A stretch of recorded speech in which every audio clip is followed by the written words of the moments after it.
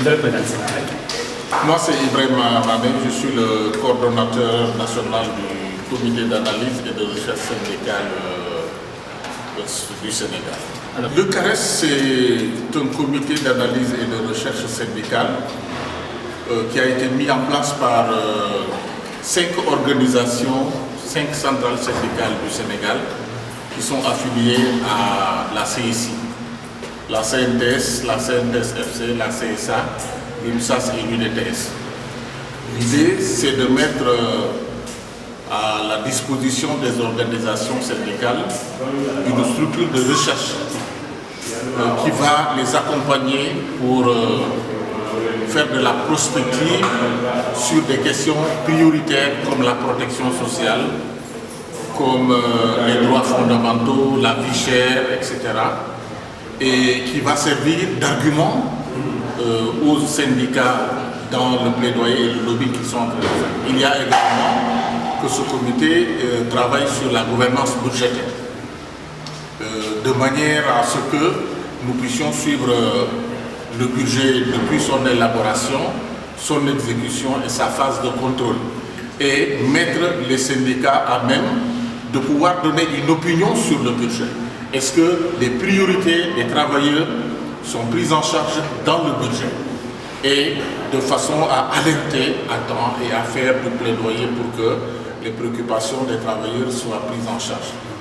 Donc ce séminaire nous a permis de stabiliser nos stratégies sur la pérennisation, puisque nous sommes accompagnés par des partenaires qui vont se retirer.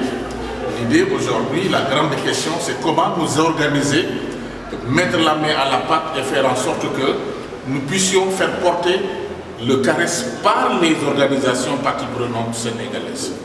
Donc l'idée de faire en sorte que le CARES soit une organisation pérenne et au service des travailleurs.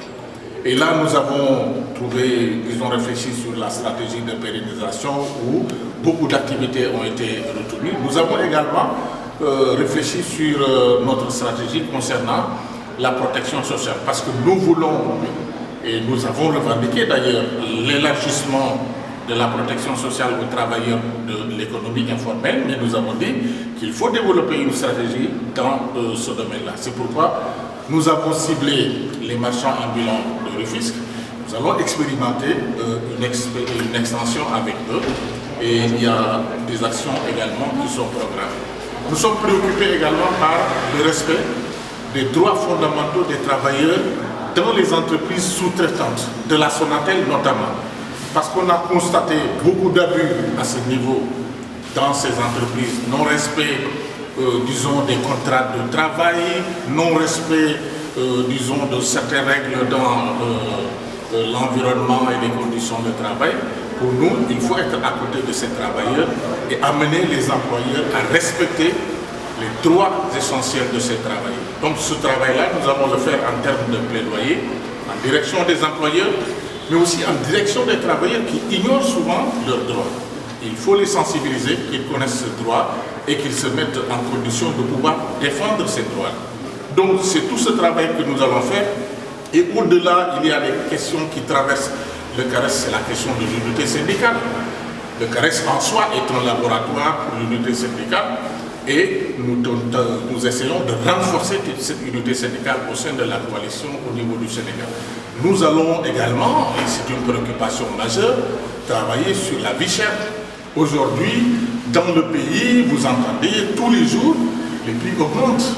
L'inflation a un impact vraiment dur sur les salaires, sur le pouvoir d'achat des travailleurs, et nous sommes préoccupés de savoir qu'est-ce qui explique cette inflation-là et comment nous allons formuler des propositions concrètes au gouvernement dans le sens de contenir le renchérissement des prix et de manière à préserver le pouvoir d'achat des travailleurs.